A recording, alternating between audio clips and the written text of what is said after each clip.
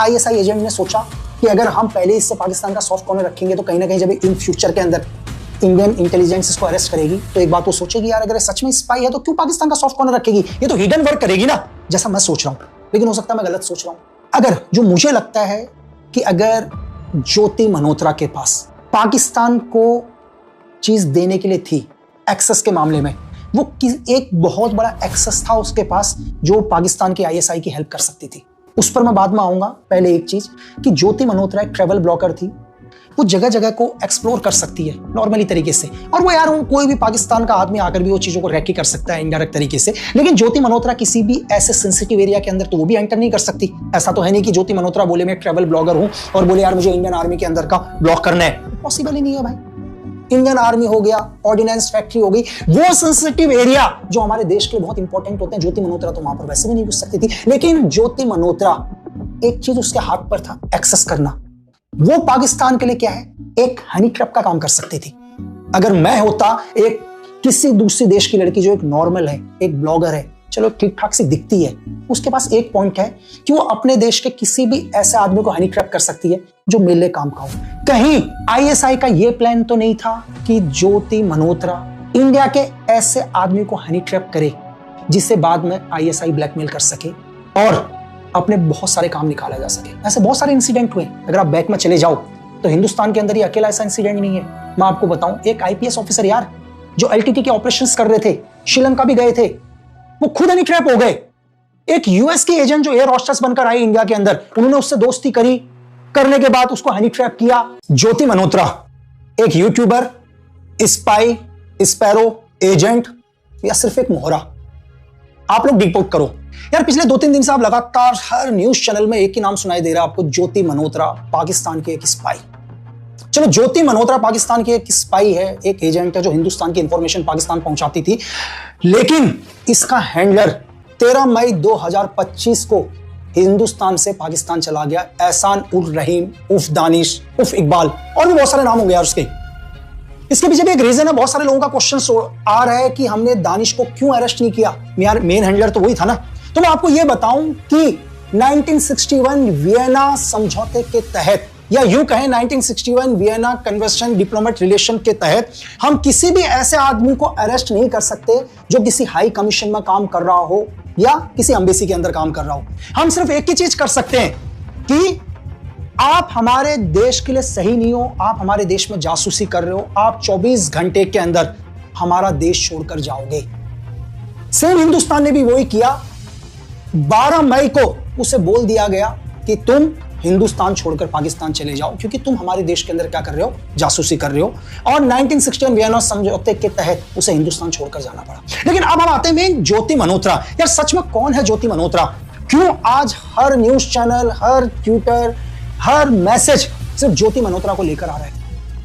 क्या ऐसा तो नहीं है कि पहलगांव का गुस्सा अभी भी लोगों के अंदर आक्रोश बना हुआ है जो होना चाहिए? अगर सच में ज्योति मल्होत्रा एक स्पाई है तो 121A के तहत, आईपीसी के तहत उसके ऊपर भी वही मुकदमा चलाना चाहिए जो अफजल गुरु के ऊपर चलाया गया था। मैं आपको बताऊं कि अगर कोई हमारे देश के साथ गद्दारी करता है, देशद्रोह करता है, जिसकी वजह से हमारे राष्ट्र को सुरक्षा को खतरा है, तो उसके ऊपर 121A ही लगना चाहिए। लेकिन क्या सिर्फ 3 बार पाकिस्तान जाने से, अप्रैल 2023, मई 2024, मार्च 2025 कि 3 बार ज्योति मल्होत्रा पाकिस्तान गई, उसके बाद एक चीन का दौरा किया और हमारी इंटेलिजेंस की नजर उसके ऊपर पड़ी और हमने ज्योति मल्होत्रा को अरेस्ट किया। हिसार पुलिस ने उसे अरेस्ट किया। अगर मैं आपको हिसार पुलिस का एक बयान बताऊं कि एसपी साहब ने एक बयान दिया है, आप उस बयान को सुनो। अभी तक हमारे पास इसका एविडेंस नहीं है कि क्या इसके पास पास ऑन तो कोई तब करेगा जब उनके पास इंफॉर्मेशन होगी। अगर आप उनके बयान को ध्यान से सुनोगे तो शायद ज्योति मल्होत्रा को आज अरेस्ट करे हुए 3 दिन हो चुके हैं। शायद 16 मई को उसे अरेस्ट किया गया था, आज 20 मई है, 4 दिन के बाद मैं वीडियो बना रहा हूं। लेकिन वो भी अभी कह रहे हैं कि हमारे को ऐसा कोई भी ना इलेक्ट्रॉनिक एविडेंस ऐसा मिला जिससे ये प्रूफ होता है कि ज्योति मल्होत्रा ने ऐसी कोई भी इंफॉर्मेशन पाकिस्तान तक पहुंचाई थी। लेकिन एक इसमें डाउट है, आप डिकोड करना। चलो ठीक है, मैं कहता हूं कि ज्योति मल्होत्रा एक ब्लॉगर थी, एक यूट्यूबर थी जो ट्रैवल के ब्लॉग्स को दिखाती थी। या ठीक है, ट्रैवल के ब्लॉग्स को दिखाने के लोग जगह जगह जाते हैं, वो पाकिस्तान गई। लेकिन इतना सही है कि उसके टच में दानिश था जो पाकिस्तान का हैंडलर था।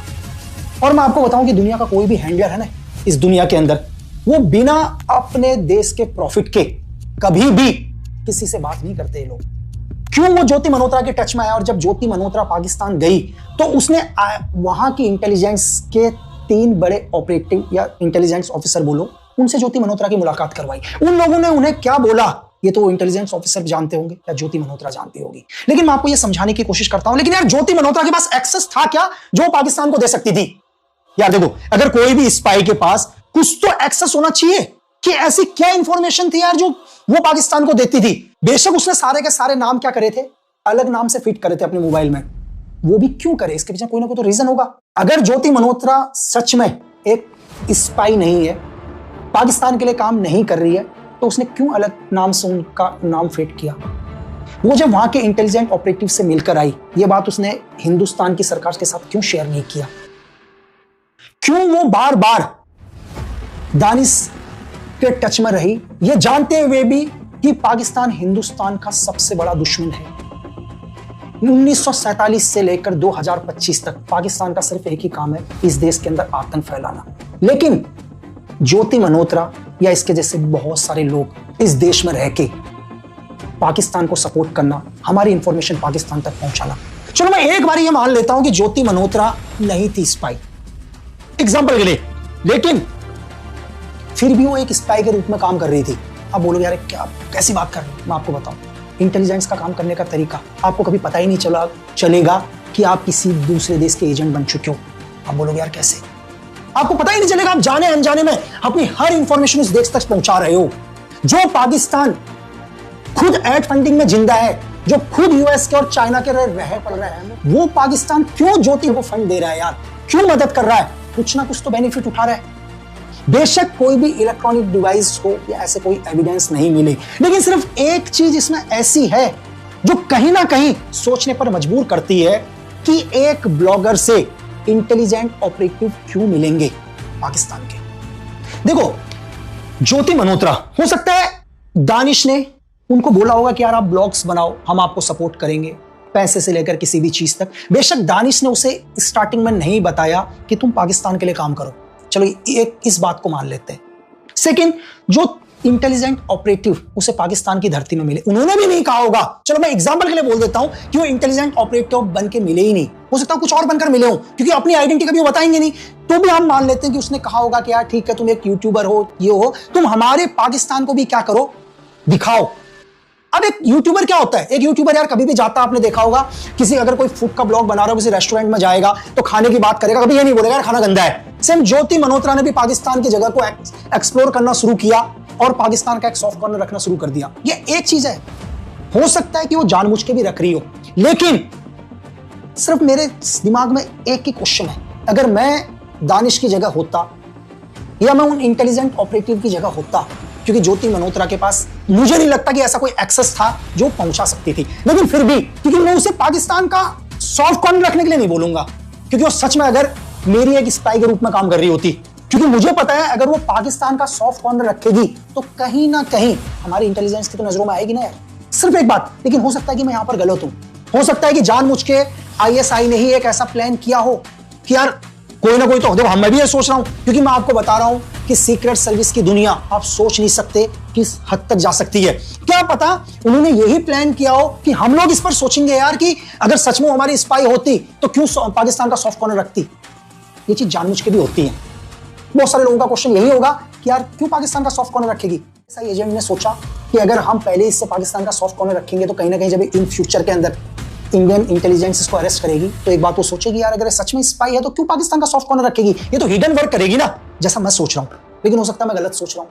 अगर जो मुझे लगता है कि अगर ज्योति मल्होत्रा के पास पाकिस्तान को चीज देने के लिए थी एक्सेस के मामले में, वो एक बहुत बड़ा एक्सेस था उसके पास जो पाकिस्तान के आईएसआई की हेल्प कर सकती थी। उस पर मैं बाद में आऊंगा। पहले एक चीज कि ज्योति मल्होत्रा एक ट्रैवल ब्लॉगर थी, वो जगह जगह को एक्सप्लोर कर सकती है नॉर्मली तरीके से, और वो यार कोई भी पाकिस्तान का आदमी आकर भी वो चीजों को रैकी कर सकता है इनडायरेक्ट तरीके से। लेकिन ज्योति मल्होत्रा किसी भी ऐसे सेंसिटिव एरिया के अंदर तो वो भी एंटर नहीं कर सकती। ऐसा तो है नहीं कि ज्योति मल्होत्रा बोले मैं ट्रैवल ब्लॉगर हूं और बोले यार मुझे इंडियन आर्मी के अंदर का ब्लॉग करना है, पॉसिबल ही नहीं है भाई। इंडियन आर्मी हो गया, ऑर्डिनेंस फैक्ट्री हो गई, वो सेंसिटिव एरिया जो हमारे देश के लिए बहुत इंपॉर्टेंट होते हैं, ज्योति मल्होत्रा तो वहां पर वैसे भी नहीं घुस सकती थी। लेकिन ज्योति मल्होत्रा एक चीज उसके हाथ पर था, एक्सेस करना। वो पाकिस्तान के लिए क्या है, एक हनी ट्रैप का काम कर सकती थी। अगर मैं होता एक किसी दूसरी देश की लड़की जो एक नॉर्मल है, एक ब्लॉगर है, चलो ठीक ठाक सी दिखती है, उसके पास एक पॉइंट है कि वो अपने देश के किसी भी ऐसे आदमी को हनी ट्रैप कर सकती है जो मिलने काम का हो। कहीं आईएसआई का ये प्लान तो नहीं था कि ज्योति मल्होत्रा इंडिया के ऐसे आदमी को हनी ट्रैप करे जिसे बाद में आईएसआई ब्लैकमेल कर सके और अपने बहुत सारे काम निकाला जा सके। ऐसे बहुत सारे इंसिडेंट हुए। अगर आप बैक में चले जाओ तो हिंदुस्तान के अंदर ये अकेला ऐसा इंसिडेंट नहीं है। मैं आपको बताऊं, एक आईपीएस ऑफिसर यार जो एलटीटी के ऑपरेशंस कर रहे थे, श्रीलंका भी गए थे, वो खुद हनी ट्रैप हो गए। एक यूएस के एजेंट जो एयर होस्टेस बनकर आए इंडिया के अंदर, उन्होंने उससे दोस्ती करी, करने के बाद उसको हनी ट्रैप किया। हनी ट्रैप करने के बाद कुछ एक उनकी फोटोग्राफ्स वगैरह थी, उनको ब्लैकमेल किया और उन्होंने बहुत सारे एविडेंस दिए यार। ये सिर्फ मैं कह रहा हूं, मेरे पास कोई एविडेंस नहीं है, मैं सिर्फ डिकोड करने की कोशिश कर रहा हूं कि आईएसआई ज्योति मल्होत्रा से क्या काम निकलवा सकती थी। और रही मैसेज देने के बाद, मैं ये भी बोलूं कि हो सकता है यार आप इलेक्ट्रॉनिक डिवाइस से कुछ भी नहीं पकड़ पाओगे। आपको क्या लगता है कि कोई स्पाई यार अपने मोबाइल से थोड़ा ना बात करता होगा यार? आपको क्या लगेगा कि मैं अपना मोबाइल, अपना व्हाट्सएप, अपना टेलीग्राम, अपने स्नैपचैट, मैं इनसे मैसेज दूंगा? मैसेज देने के हजारों तरीके हैं यार। चलो मैं वो एक तरीका आपको बताता हूं जो तरीका बहुत पुराना है लेकिन आप लोगों के लिए नया होगा, क्योंकि आप लोग बोलोगे यार सर कि इतनी इंफॉर्मेशन आपने हमें क्यों दे दी? क्योंकि जो मैं आपको तरीका बता रहा हूं यार वो 5-7 साल पुराना है। 5 साल पहले क्या करते थे हम लोग भी, अगर मुझे भी किसी से बात करनी होती थी तो मैं पहले बोलता था कि हमारे हिंदुस्तान के अंदर एक न्यूज चैनल आता है, एग्जांपल के लिए कोई भी आज तक हो, जी न्यूज हो, XYZ हो, मैं 8 बजे आऊंगा और जी न्यूज का ये लाइव देखूंगा, ठीक है, और मैं इस नाम से करूंगा और मैं कमेंट्स पे बात करता रहूंगा नीचे। और वहां भी वो बंदा क्या करता था, उसी चैनल को खोल के रखता था और मेरे कमेंट्स को पढ़ता था। अब मैं उन कमेंट को भी डिलीट कर देता था यार। मैं न्यूज चैनल में भी हम लोग बात करते हैं आराम से, ये 10 साल पुराना है यार। आज तो आप छोड़ दो, मैसेज देने के हजारों तरीके हैं, लेकिन मैं अपना मोबाइल फोन वगैरह यूज नहीं करूंगा तो बहुत नॉर्मल है यार। ये इलेक्ट्रॉनिक एविडेंस मिलना तो बहुत ही मुश्किल है। लेकिन सिर्फ मैं ये कहना चाह रहा हूं, क्या सच में ज्योति मल्होत्रा एक स्पाई का काम कर रही थी? क्या सच में वो आईएसआई को कोई एविडेंस देती थी, या सच में उसने किसी को हनी ट्रैप किया, या सिर्फ ज्योति मल्होत्रा अपने नाम को कमाने के लिए व्यूअरशिप के चक्कर में फंसती गई? ये आप डिकोड करो और आप सोचो कि क्या वो एक स्पाई है या एक मोहरा। और फिर लास्ट में एक ही चीज कि इस दुनिया में देश प्रेम से बड़ा कोई धर्म नहीं होता यार।